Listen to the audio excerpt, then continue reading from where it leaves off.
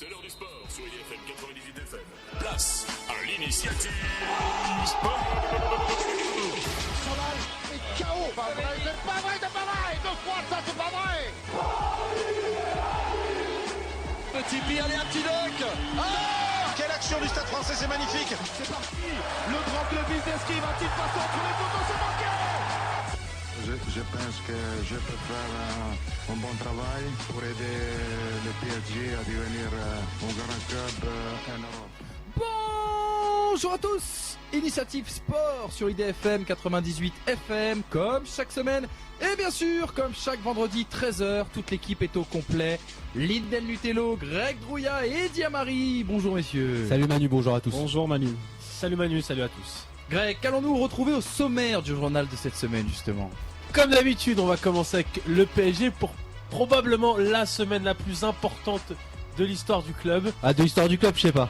Ah, voilà, on verra, on en discutera tout à l'heure. Du basket bien sûr, parce qu'il y a en NBA, il y a toujours des transferts, il y en a de partout, du cyclisme. On arrive à la fin du Tour de France. Est-ce qu'il y en a à Marseille? De quoi? Des transferts?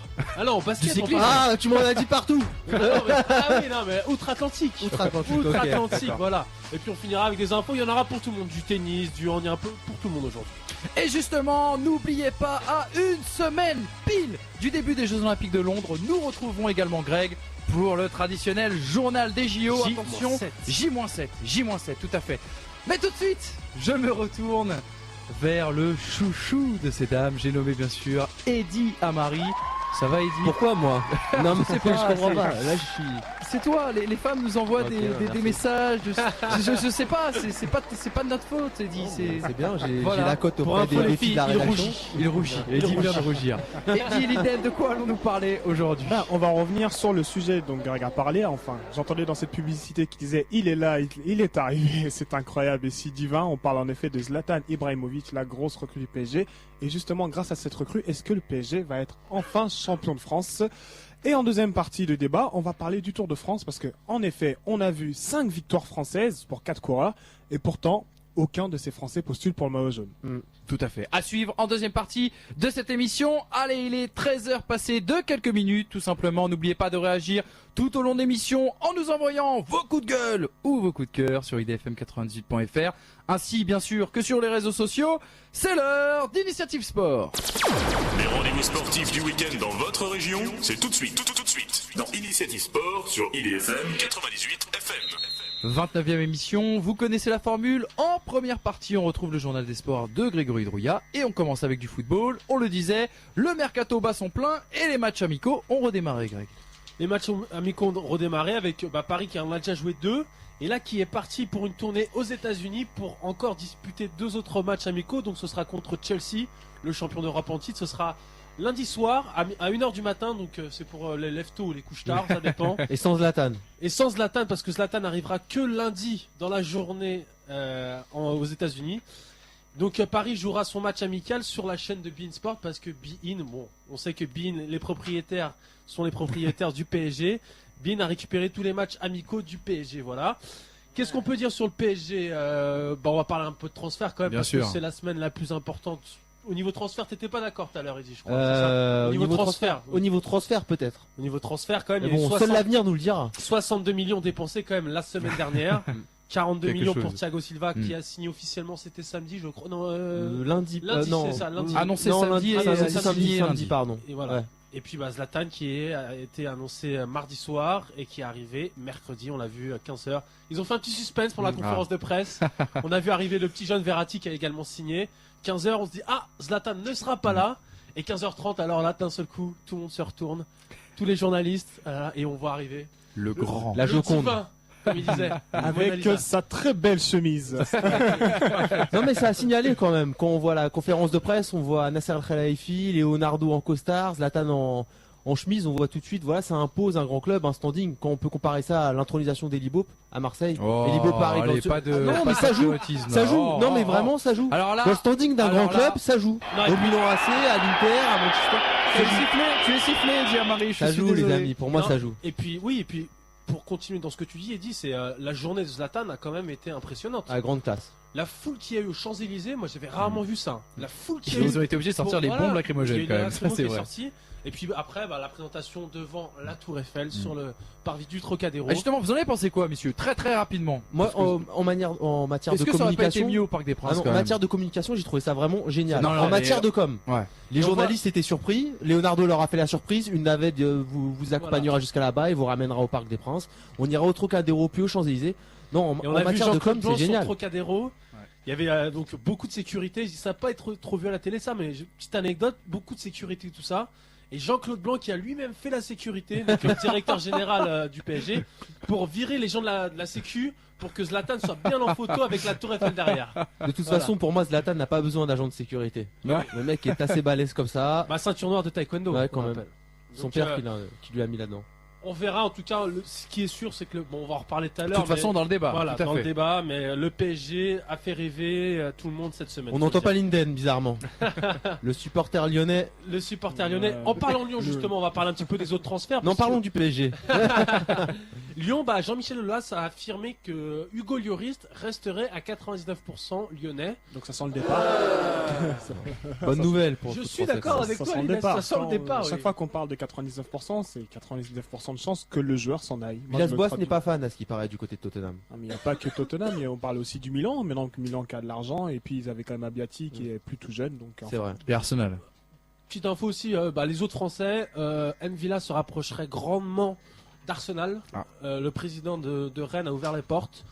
Qu'est-ce qu'on a de Debuchy qui a dit qu'il voulait partir, il voulait plus jouer à Lille. Newcastle est sur les rangs, mais après Lille cherche un successeur et c'est pas facile. Donc il est possible que Debuchy fasse une année en plus. Amouma a signé officiellement à Saint-Etienne pour 4 ans. Le jeune, il est prometteur, donc c'est une bonne recrue pour Saint-Etienne. Il a refusé Marseille. Pour Saint-Etienne.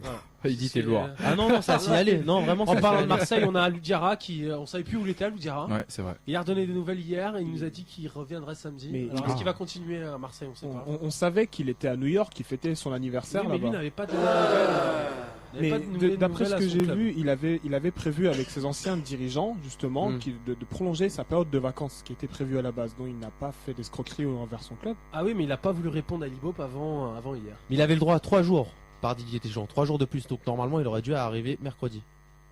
C'est ça, et donc il continue, il reste. Il arrivera samedi, mais c'est probable qu'après il reparte. Comme Mbia de Marseille qui devrait. Il arrive toujours en retard, lui, de toute façon, Mbia. C'est vrai. Et puis, dernière info du PSG, la dernière de chez dernière, Néné restera l'année prochaine. Oh, pas sûr de ça. Leonardo a refusé une dernière offre du Corinthians, là. Qui était de combien, tu sais pas? C'était autour de 5-6 millions. Et il a refusé. Et par contre, la prolongation, la renégociation du contrat se fera probablement. Mais de toute façon, le PSG va bien falloir dégraisser. Même Leonardo l'a dit lui-même lors de la conférence de presse de Ibrahimovic, où il a dit qu'au niveau des entrées, c'était clôturé. Mais il a bien précisé que forcément, il fallait dégraisser. Et ça va dégraisser. Bon, on sait qui c'est qui va dégraisser. On sait que ce sera Gamero. Oui, entre autres. C'est possibilité que O'Haro parte aussi. Mais il y avait un signe, Zlatan n'avait pas de numéro sur son maillot. Et on sait qu'il voulait le 10 à Milan depuis le départ de Seedorf. Le 10 au PSG, c'est Néné. Donc moi, je l'ai senti comme ça. Et là, on m'a dit qu'il voudrait le 9. Moi j'ai vu le 9 aussi. O'Haro serait. Et que c'était déjà fait. Voilà. Et non, j'ai pas de grand. Moi, j'ai lu un article qui disait que c'était fait, qu'il avait pris le 9 de Haro. D'un point de vue marketing, de toute façon, ils sont obligés de donner le 9, très honnêtement. S'ils veulent vendre des maillots, le 9 ou le 10. Ou ils font comme Gourcuff, lui donne le 20, je sais pas combien, lors de la première saison. Escroquerie. Les séries américaines. Les rires de sitcom, bien sûr. Autre info transfert, on a fini, on a fait le tour d'un plein transfert. Allez. Dernière de chez dernière, un petit club étranger qui a fait beaucoup parler cette semaine, c'est la Juve.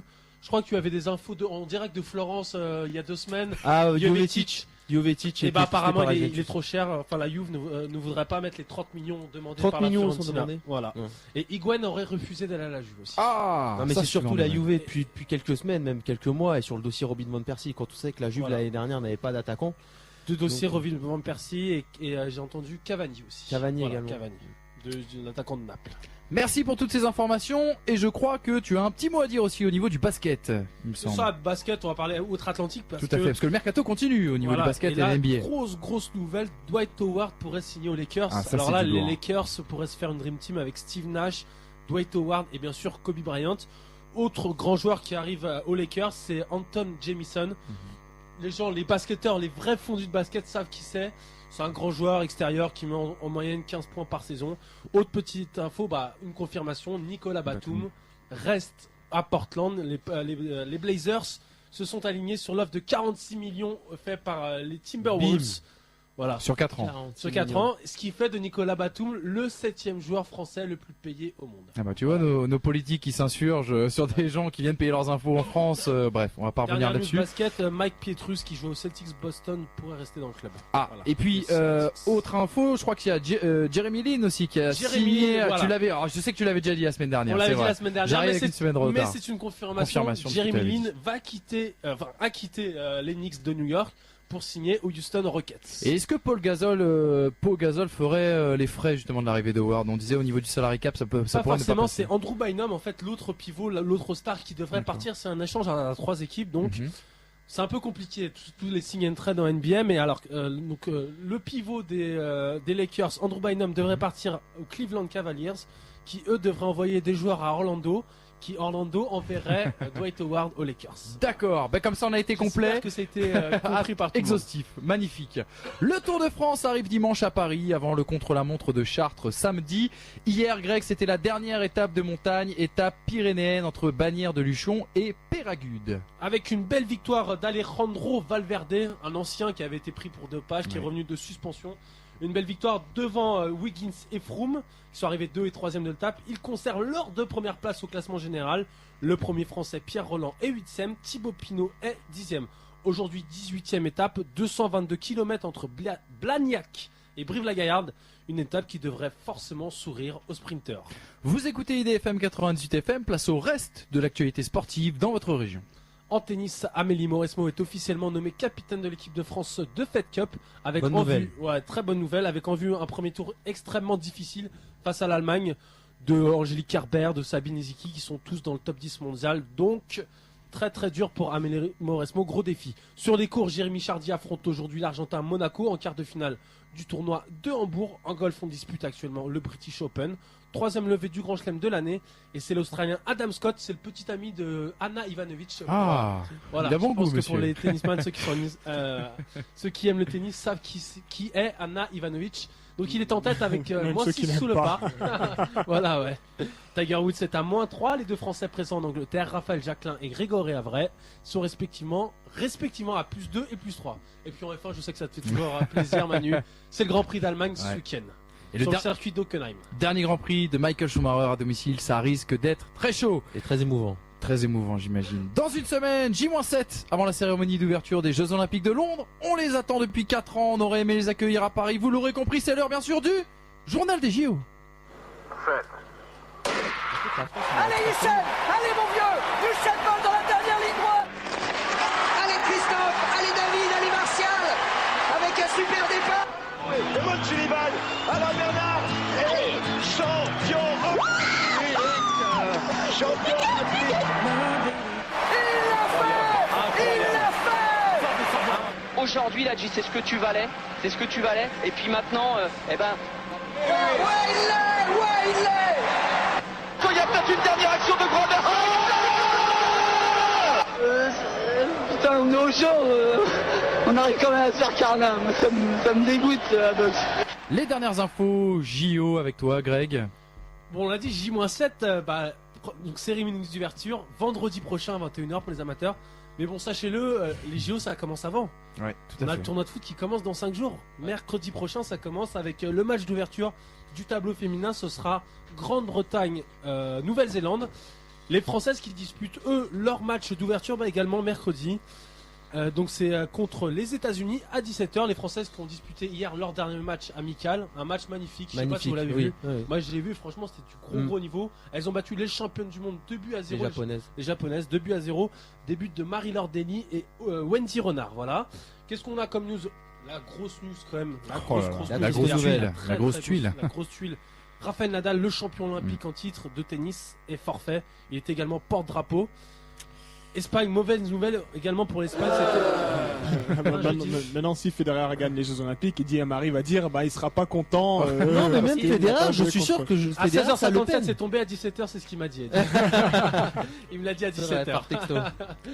Donc voilà, jeudi noir pour les Espagnols, puisque le champion olympique de cyclisme qui devait remplacer Rafael Nadal pour le porte-drapeau, Samuel Sanchez, a également déclaré forfait. Et voilà, je pense que c'est les Espagnols qui font ça. Donc le porte-drapeau pressenti, c'est un skipper, Iker Fernandez, même beaucoup moins connu, je pense qu'on le connaît pas. Mais bon, voilà, les Espagnols, donc jeudi noir pour les Espagnols, puisqu'ils ont perdu leurs 2 champions olympiques de Pékin. Petite news de basket, puisque les Français disputeront leur dernier tournoi préparatif au JO à Strasbourg, donc ce sera ce week-end. Ils affronteront le Brésil et l'Australie. Parfait, merci beaucoup pour ces news et surtout, chers auditeurs, retrouvez-nous la semaine prochaine, dans une semaine pile poil, pour le jour d'ouverture des Jeux Olympiques. Abel Zouani nous fait l'honneur de nous inviter à sa belle émission et on le remercie. On sera tous en plateau vendredi prochain, donc 17h. Ne manquez pas la date, mais surtout, merci Greg, tout de suite. En attendant tout cela, eh bien, c'est le débat de la semaine. Et c'est l'heure du débat. Vous écoutez Initiative Sport sur IDFM 98 FM. À ma gauche, Linden Lutello, à ma droite, Eddy Amari. Le principe est simple, 15 minutes de débat, 2 sujets, tâchez surtout d'être concis et respectueux, messieurs, car les sifflets sont de sortie toujours. Et on commence tout de suite avec, bien sûr, voilà le sifflet, Monsieur Colina. Et on commence tout de suite avec la grande nouvelle de la semaine, l'effectif du PSG qui a pris une nouvelle envergure. Ibrahimovic, Thiago Silva, Verratti ont signé pour le club de la capitale. Après le recrutement de l'Argentin Lavezzi, la note du mercato estival parisien passe à 115 millions d'euros, bonus compris. La Dream Team du président qatari Nasser El Khelaifi est désormais là. Des milliers de supporters étaient d'ailleurs présents au Trocadéro, puis sur les Champs-Élysées, comme vous l'a dit Greg, mercredi pour accueillir leur nouvel attaquant star. On écoute Zlatan Ibrahimovic, il était au micro d'Initiative Sport pour IDFM 98 FM. Je crois que l'on peut dire que maintenant, je fais partie de la Dream Team. C'est vraiment une équipe de rêve. On va continuer à aller de l'avant et je veux faire partie de ce projet. Je vais jouer avec les meilleurs joueurs du monde comme Thiago Silva par exemple. Je regarde vraiment vers l'avant et vous me demandez ce que j'ai fait ici. Moi, je me demande qui ne voudrait pas faire partie de cette équipe. Je suis vraiment ravi de faire partie du Paris Saint-Germain. Je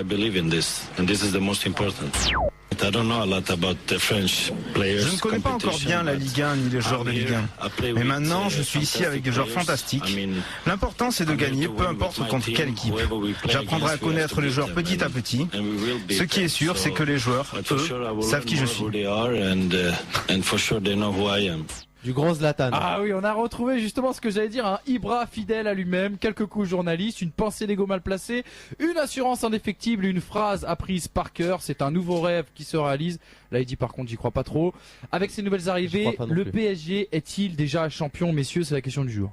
Alors moi je dirais on peut jamais dire est-il déjà champion. En tout cas ils sont très très bien partis et normalement ils sont incontestables. Ils n'ont aucune concurrence dans cette Ligue 1.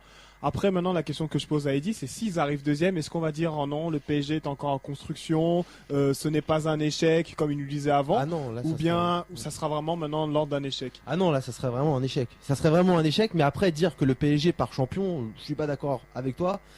Dans le sens où, oui, t'as pas dit ça, t'as pas dit ça, il m'écoute pas. C'est Manu qui a dit ça. C'est la question, c'est la question que tout le monde se pose, voilà. C'est une question ouverte, messieurs. Se poser une telle question, déjà, c'est manquer de culture sport. On ne sait jamais qui va gagner. C'est vrai ou c'est pas vrai?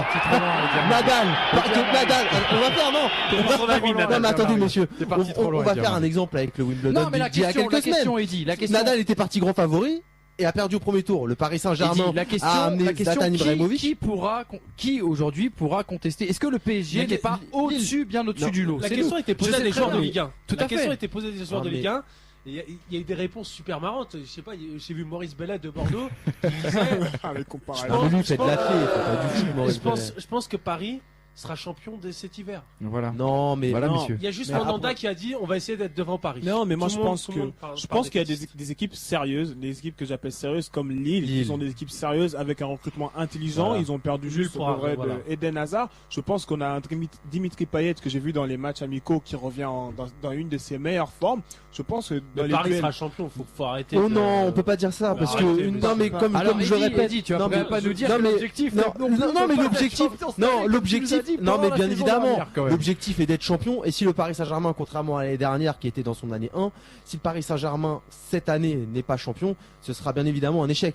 Mais Ancelotti l'a dit, de toute façon. mais après, ce n'est pas une somme d'individualité qui fait Tout à une fait. équipe. Ouais, Il faut on est un fond de jeu, d'accord. Ah, et bien un fond au-dessus. collectif. Je suis d'accord. Ce mais- qu'a Lille, ce qu'a Montpellier, il faut attendre maintenant à savoir si les joueurs parisiens vont répondre présents ou non, et si le mayonnaise va prendre ou non, et si par exemple, on ne sait jamais, Zlatan peut se blesser au niveau des ligaments croisés, Thiago Silva, on l'annonce comme un super joueur, mais Thiago Silva a un physique très fragile, il faut le savoir, et Thiago Silva est actuellement, qui va préparer les JO, donc Exactement. il aura une aura- préparation à la tronquée, Lugano.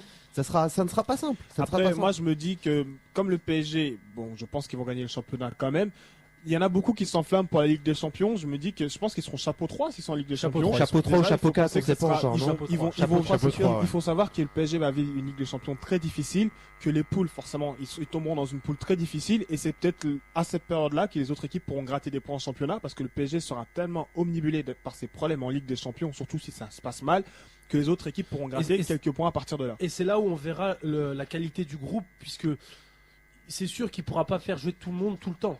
Donc on verra les matchs, justement, les matchs joués après les gros matchs de Mais- Ligue des Champions, on verra si des mecs mais- comme Chantôme, Bonnemer qui devraient rester au club, voire Sako, on parle de Tout à Sako, fait. qui Mais- devrait rester au club, est-ce que là ils ont le caractère Bah, pour aller gagner les le- matchs le- à Lorient, aller gagner et Le problème, l'intelligence je- de continuer à le problème, je travailler pense aussi. que non, parce qu'on n'est pas encore dans un grand club du type les gros clubs européens où les joueurs savent que même s'ils jouent 3 matchs dans l'année, ils vont jouer, par exemple, je parle en Italie, les équipes vont jouer contre Bologne, ils vont jouer le Chievo, ils vont le jouer à fond. Alors qu'en France, Ouais, mais c'est ils ça disent, que mais si, doit amener. si je joue pas en Ligue des Champions, si je joue pas dans Voilà, au départ, ouais. comme on voyait bien, Sako il a dit, ouais, Voilà, ça date ça- de longtemps. Il dit, ouais. excuse-moi de. Non, non, vas-y, c'est termine. S'il y a un défenseur qui arrive, je partirai. Cette mentalité, elle doit plus exister Ouais. au PSG s'ils veulent faire quelque chose en championnat et en Ligue des c'est Champions. là où Ancelotti, Leonardo et El Khelaifi sont très intelligents et connaissent vraiment le foot, c'est qu'ils ont acheté des joueurs qui avaient une culture foot. Exactement. C'est-à-dire Linden, tu te plaignais, la chose dont on se plaint depuis des semaines ici, c'est-à-dire en France, nos joueurs ont une mentalité, même nos dirigeants ont une mentalité, non, nos joueurs ne peuvent pas jouer tous les 3 jours. En recrutant Zlatan, Thiago Silva, Thiago Motta, Lavezzi, ce sont des joueurs qui ont l'habitude de jouer tous les 3 jours, qui ont une vraie culture foot et qui sont bien sur le terrain. Ils ne bouderont pas l'effort et ils ne bouderont pas les matchs. Bah, je sais, Ah, mais- Zlatan, c'est sûr qu'il voudra aller gagner son 32e de finale de Coupe de France Ah oui. en Bretagne. Lui, c'est Ah. vraiment un mec qui a vraiment la hargne, c'est ça, ouais. Après, je me dis maintenant, avec le public du parc, comment ça va se passer, parce qu'on sait que l'ambiance actuelle n'est pas la Oui, meilleure c'est ambiance plus pour un frustrant. joueur du type d'Ibrahimovic qui a connu que la plupart du temps des grosses ambiances, surtout les ambiances italiennes et le plus gros club. Je me demande comment ça va se passer. Mais son arrivée va faire venir du monde au parc, Après, c'est c'est sûr. pas, Ouais, c'est pas- mais c'est pas le c'est même le nouveau monde. pas le même monde. C'est Le pas nouveau le Disneyland. c'est pas le même monde. Moi, je peux c'est venir pas avec le mon même fils de monde, 10, évidemment. 14, Ouais. 12 ans, ils seront tous silencieux. Moi, c'est Mais- la dernière fois que j'ai été au parc. Là, il y a quand même 20 000 abonnés. Non, franchement, mais ça après, c'est ça 20 000 va abonnés. partir. On sait, il y aura un gros dossier à faire là-dessus, à savoir sur Et le on le nouveau, fera. sur le nouveau À la public du rentrée. Parc des Princes. Mais après, Zlatan, à l'époque où il jouait à la Juventus, on se souvient du Stadio delle Alpi qui était tout le Oui, c'est temps vrai. à Il y a moitié personne. vide. Même San Siro, les matchs du Milan, à part face à l'Inter ou à la Juve, ce sont toujours des matchs où le stade façon, est à moitié vide. avec Mais après, c'est vrai qu'en Italie, comme en Hollande, aux Pays-Bas, pardon, il y a une vraie ferveur autour d'une équipe. À Paris, maintenant, avec le nouveau stade, enfin pas le nouveau stade, excusez-moi, avec le nouveau public dans le Parc des Princes, la ferveur n'est plus là. Donc, à savoir s'il arrivera à se motiver ou non, sont des interrogations dont on aura les réponses dans les semaines à Après, venir. Paris partira avec une grande longueur d'avance. Moi, messieurs, la chose juste que je n'arrive pas à comprendre, c'est qu'on sait très bien que le Paris Saint-Germain ne pourra pas remporter la Ligue des Champions cette année. Oui, on c'est le pas sait. c'est sans faire de supporterisme. Il y a quand même plus de 200 millions qui ont été investis depuis l'été dernier. Quand même 200 millions, faire venir Ibrahimovic pour gagner la Ligue 1, peut-être que le Paris Saint-Germain n'avait pas besoin de ça. Enfin, c'est ça, c'est Je chose que je pense comprends que pas. Quel est l'objectif du Paris Saint-Germain la C'est- saison ben, prochaine Déjà, Quel est son premièrement, objectif c'est surtout pour l'image forte. Aujourd'hui, le Qatar, pourquoi ils ont investi à Paris et pas à Lyon ou autre, c'est pour l'image. Ah, mais Ça quel va est se- l'objectif Non. du Paris Bah, Saint-Germain la mais saison prochaine l'objectif, Clairement. il est déjà de gagner ce championnat qu'ils ont perdu l'année dernière. Imagine, pour moi, je vis ça quand même pour Paris un gros échec. Ils Bien sont sûr. fait passer par devant Montpellier. Donc cette année, ils peuvent plus avoir cette erreur-là. Impérativement, il faut avoir l'équipe, quitte à ce qu'elle soit 10 fois trop forte, mais il faut absolument gagner cette Ligue 1 dans tous les cas pour pas dire oui, mais on est en préparation ou autre. Il faut montrer que cette fois-ci, la préparation, elle est faite et que l'équipe type, donc la Dream Team dont il parlait, elle est présente. Bien sûr, mais surtout, là où il faut insister, c'est qu'il ne faut pas se tromper entre la vision des médias et celle des dirigeants. La Nasser Al-Khelaifi a donné une interview, on en avait discuté ici, courant mars, où il expliquait bien que le but des nouveaux dirigeants du PSG, à savoir El Khelaifi et Leonardo, était d'installer le PSG en haut de la Ligue 1 sur 3 ans et d'installer confortablement le Paris Saint-Germain, c'est-à-dire les quarts du printemps ou les demi-finales de Coupe d'Europe, dans 5 ans. Donc se dire que voilà, que mettre 200 millions d'euros en 2 ans pour quels seront les résultats l'année prochaine, non. Les résultats ne sont pas attendus l'année prochaine, même si le PSG n'est pas champion l'année prochaine, ce sera un échec. Mais les résultats sont attendus sur 3, 5, 6, 8, 10 ans. Est-ce que tu penses qu'Ibrahimovic adhère à ce discours où on va lui dire, écoute mon gars, si tu fais la oui, 8ème de il entre finale dans le ou quart projet. de finale, c'est pas grave, nous on n'a pas d'objectif précis. Je ou ce genre pense de que choses. vraiment Leonardo a séduit Zlatan par son ego en le flattant, en lui disant voilà, nous à Paris on a un projet. C'est sur 2 ans, 3 ans. On veut que tu sois la star de notre club. Tu draines de nouveaux supporters, de nouveaux contrats, d'autres joueurs autour de toi. Bien sûr. Et tu nous emmènes haut.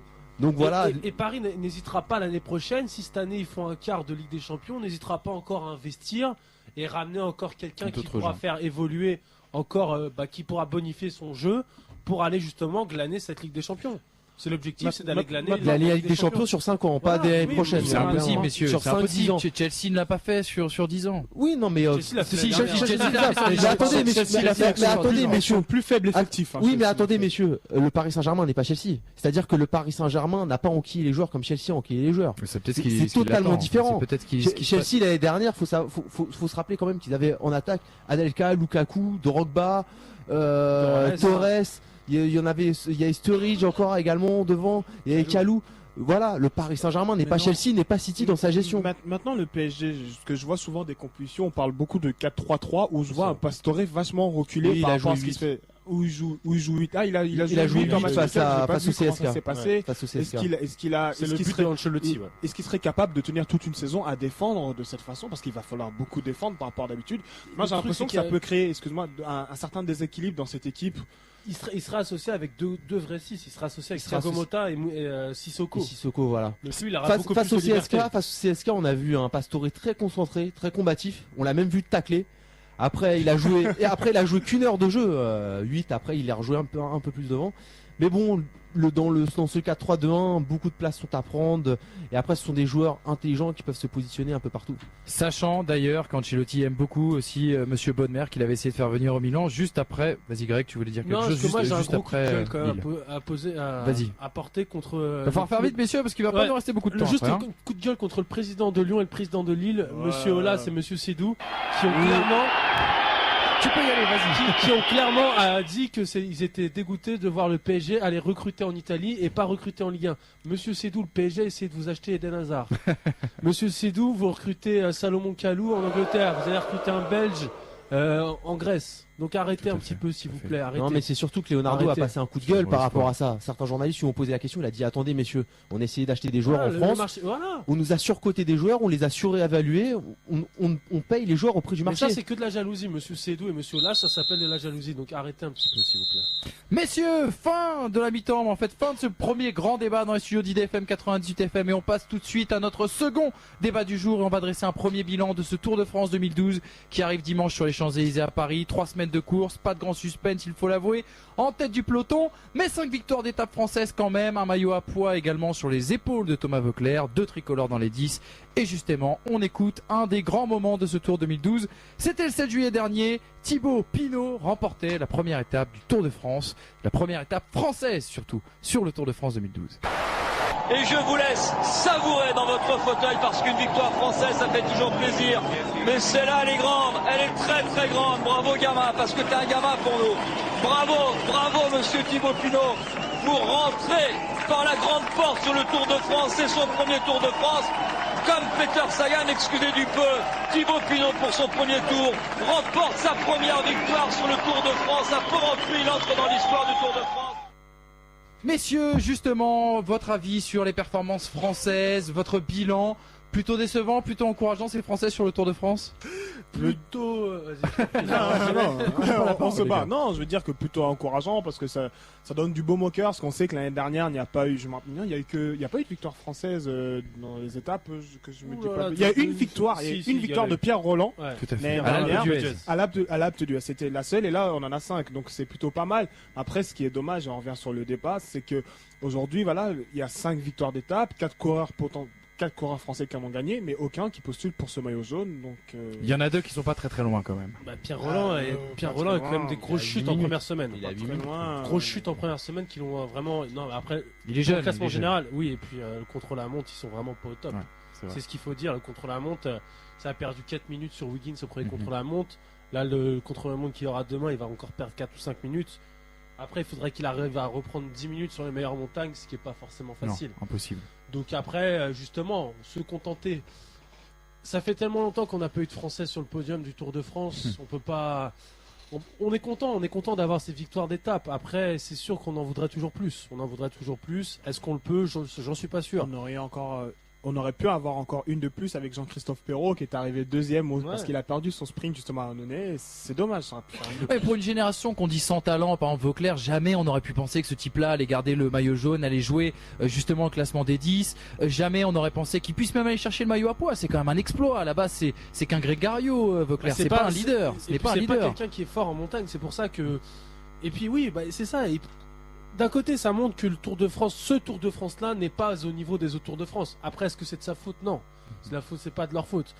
J'annonce un centenaire du Tour de France qui part de chez toi, Manu. Oui, encore. Ça va être magnifique. Parce que Froome a clairement dit qu'il partirait de Sky l'année prochaine parce qu'on sait que c'est lui le plus fort. Tout à fait. Et que là, il est obligé de faire le lieutenant.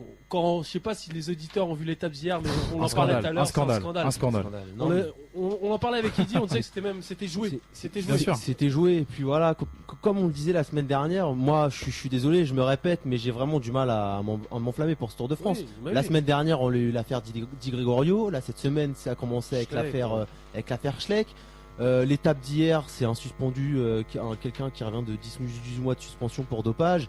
Après, on a le maillot jaune qui se fait vraiment ridiculiser par son assistant, par son coéquipier. Donc, comment voulez-vous vous enflammer? Ou Froome qui l'attend et qui dit vas-y dépêche-toi parce que moi j'ai envie d'y aller quand même. C'est incroyable. Surtout Froome est à 2 minutes au général. À 2 minutes. Il aurait pu aller gagner son étape, tu vois. Là, il a clairement dit que les prochaines gros Tours de France, Contador, les Schleck. Et on y sera, les amis. Je vous invite à tous on ira tous en direct. Juste, on a fait un petit micro-trottoir parmi plusieurs personnalités du cyclisme.